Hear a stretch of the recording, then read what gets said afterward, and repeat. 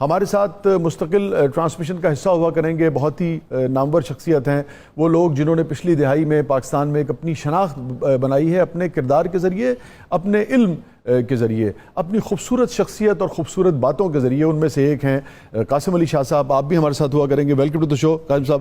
میرے تو یہ چھوٹے بھائیوں کی طرح ہیں، یہ الگ بات ہے کہ میں ان سے پتہ نہیں چھوٹا لگتا ہوں کہ بڑا لگتا ہوں، لیکن بہرحال ہم خود ان کو سنتے ہیں، ان سے محظوظ ہوتے ہیں اور سیکھنے کی کوشش کرتے ہیں۔ شاہ صاحب، چونکہ ویسے تو ہم نے آپ سے جو آج بات کرنی ہے وہ بھوک کے اوپر بات کرنی ہے، لیکن میں چاہ رہا تھا کہ جو روزے کی فضیلت اور اہمیت ہے اس کو ایک اسکالر کی حیثیت سے آپ کیسے دیکھتے ہیں، یعنی کہ ایک سماجیات کے ماہر کی حیثیت سے۔ پھر میں ذرا دوبارہ پروفیسر صاحب کی طرف بڑھوں گا کہ اسلامی حوالوں سے اس پہ بات کریں۔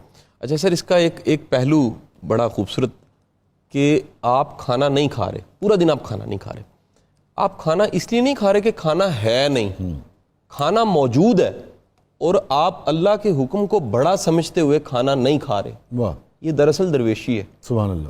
درویش کی ڈیفینیشن یہ ہے، اس کے پاس اختیار ہوتا ہے لیکن وہ وڈرا کر دیتا ہے واہ، کہ میں اس اختیار کو استعمال نہیں کرتا۔ کھانا موجود ہے، آپ کھا سکتے ہیں، لیکن آپ کھانا نہیں کھاتے کیونکہ اللہ کا حکم ہے کہ اس وقت سے اس وقت تک بھوکا رہنا ہے۔ سبحان اللہ۔ تو آپ خالصتاً اپنے رب کی رضا کے لیے بھوکا رہتے ہیں۔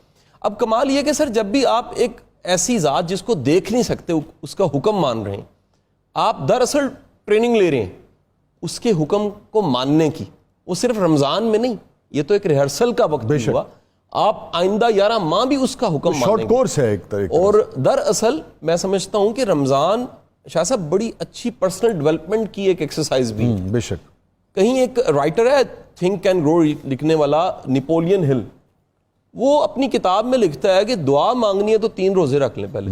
گورا لکھ رہا ہے، سائیکالوجی پڑھنے والا وہ کہہ رہا ہے جی 3 دن کے روزے کے بعد آپ کی حالت، ذہنی حالت ایسی ہوگی، آپ کے پاس اضطراب ایسا ہوگا، تڑپ ایسی ہوگی کہ آپ کی دعا عرش تک جائے گی۔ واہ واہ۔ تو بھوکا بائی چوائس، بھوکا کوئی ایسا نہیں بائی فورس ہے، اپنے انتخاب سے اپنے رب کو مانتے ہوئے، اپنے رب کے حکم کو مانتے ہوئے بھوکا، اس کا مقام پھر کیا ہے؟ اللہ کہتا ہے اس کو پھر اجر میں دیتا ہوں۔ سبحان اللہ۔ بے شک بے شک۔ یہ جو اینگل ہے کہ ہم اس کی رحمت کے پیچھے چھپ کر 2 نمبر ہی نہیں کر سکتے، گڑبڑ نہیں کر سکتے، بالکل ایسی۔ اس کی رحمت کا ہمیں طلبگار ہونا ہے، کوئی عبادت ہمیں کرنی ہے تو پورے خشوع و خضوع کے ساتھ اس کی جو ریکوائرمنٹ ہے، اس کا جو SOP ہے اس کے ساتھ کرنی ہے، ورنہ اپنے آپ کو دھوکہ مت دیں، جو کہ صاف کہہ دیا گیا ہے کہ بھوکے پیاسے رہنے کی کوئی حاجت۔ اس اینگل کو کیسے شاہ صاحب ہر عبادت کا ایک صلہ انجام نظر بھی آتا ہے۔ یس، نماز آپ کو بے حیائی سے روکتی ہے۔ بے شک۔ اگر کوئی نمازی ہے اور بے حیا ہے تو وہ سوچے کہ وہ نماز نہیں پڑھ رہا، وہ ایکسرسائز کر رہا ہے۔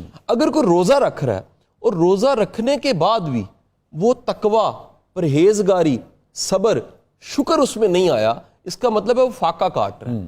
تو فاقہ اور روزہ میں فرق یہ ہے، وہ اس صلے کا فرق ہے، انجام کا، رزلٹ کا، کہ اس نے بھوک تو کاٹی لیکن وہ جو چاہیے تھا، جو بننا تھا اس سے، اس نے وہ حاصل نہ کیا۔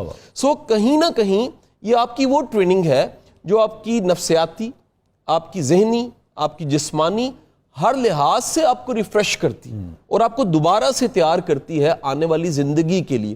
آپ آج دیکھیے، آج میڈیکلی یہ ثابت ہو رہا ہے کہ وہ لوگ جو روزہ رکھتے ہیں وہ کینسر سے بچ جاتے ہیں۔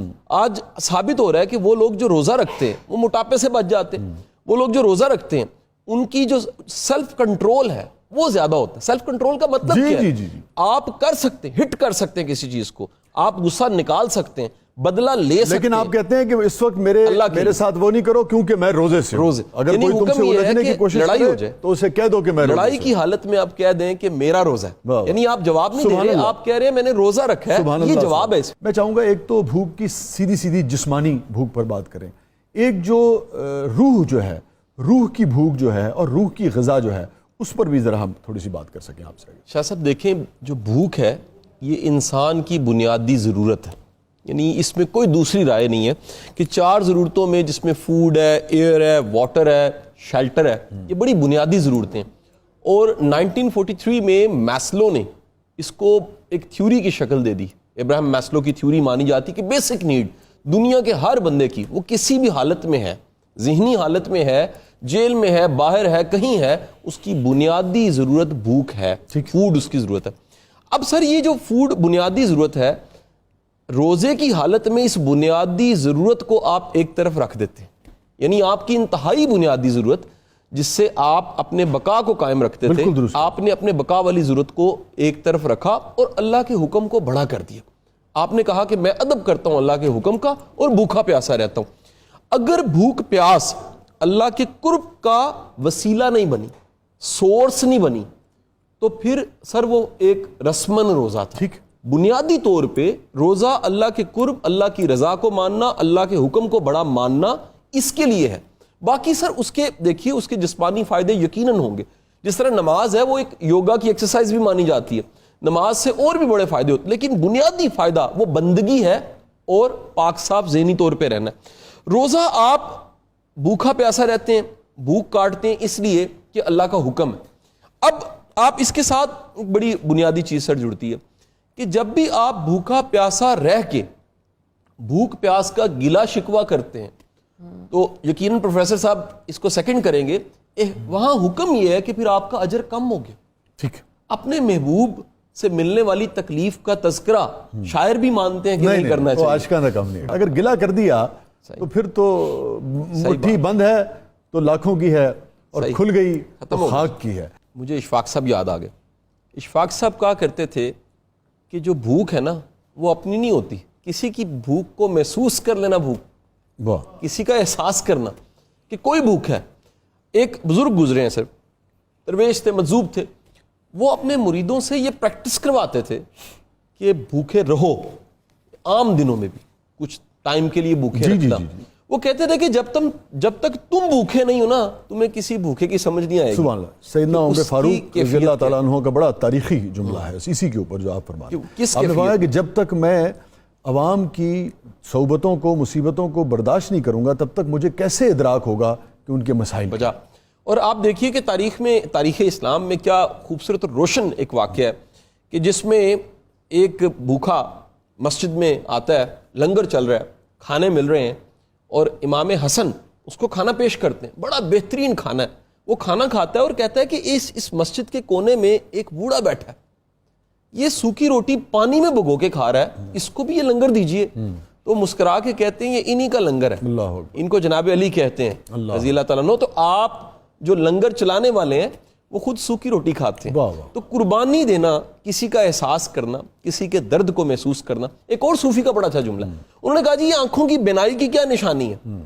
ایک مرید نے کہا جی آنکھوں کی بینائی کی نشانی یہ ہے کہ سوئی اور دھاگا آپ سوئی میں ڈال سکیں۔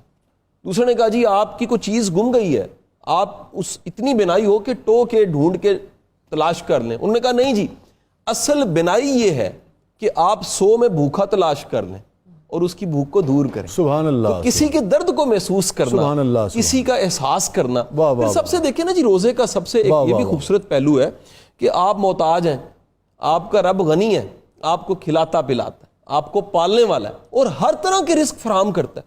شاہ صاحب دیکھیں نا، آج سب کو یقین ہے تھوڑی دیر بعد افطار ہے، ہم نے افطاری کرنی ہے، کھا لینا ہے۔ ایک ایسا وقت بھی ہمیں یاد کرنا چاہیے جب مانگنے کا شعور نہیں تھا، اللہ پتہ نہیں تھا، ماں کے پیٹ میں تھے، وہ مالک تب پال رہا تھا جب زبان نہیں تھی، کلام نہیں تھا، مانگنا نہیں آتا تھا، انداز نہیں تھا، تو وہ مالک تب پال رہا تھا۔ جب یہ یقین ہوتا ہے آپ کو کہ اس کا آپ کا ناتا رشتہ تب سے ہے جب مانگنے کا شعور نہیں ہے، تو اس زندگی میں پھر آپ کا تعلق اس سے اور مضبوط ہو جاتا ہے کہ میرا تعلق جو ہے وہ رازق سے ہے، اور اس رازق سے ہے جو ہمیشہ پالنے والا ہے۔ ایک تاریخ کا اور واقعہ اگر آپ اجازت دیں، بسم اللہ۔ تو ہارون رشید ایک دفعہ، آپ وقت کے خلیفہ تھے، طاقتور تاریخ کا بادشاہ، آپ پانی پینے لگے، ایک درویش پاس بیٹھا تھا، اس نے روک لیا، حکم مانتے تھے اس کا، اس نے کہا رک جائیے، یہ پانی یہیں پر روک لیجئے، نہ پیئے۔ انہوں نے پانی چھوڑ دیا۔ انہوں نے کہا خلیفہ یہ بتائیے، یہ پانی جو گھونٹ آپ نے پینا ہے اگر آپ کو نہ ملے اس کی قیمت کیا دے سکتے ہیں آپ مسکرائے اور آپ نے کہا جی میں آدھی سلطنت دے سکتا ہوں۔ نے کہا پی لیجئے۔ اسی کے حکم پہ پانی پی لیا۔ پانی پیا تو اس نے کہا کہ اگر یہ پانی جسم میں رک جائے اور یہ نہ نکلے، یعنی پیشاب کی شکل میں، پاخانے کی شکل میں نہ نکلے، آپ اس کا اخراج نہ ہونے پہ کتنی قیمت ادا کریں گے؟ انہوں نے کہا جی پوری سلطنت۔ انہوں نے کہا حضور یہ دیکھیے جس سلطنت کی قیمت پانی کا ایک گھونٹ ہے، اللہ اکبر، اس کو پھر یہ سمجھ کے چلائیے یہ آپ کی نہیں ہے، خدائی اسی کی ہے، سبحان اللہ، اور اسی نے یہ نظام سارا چلایا۔ سبحان اللہ، سبحان اللہ۔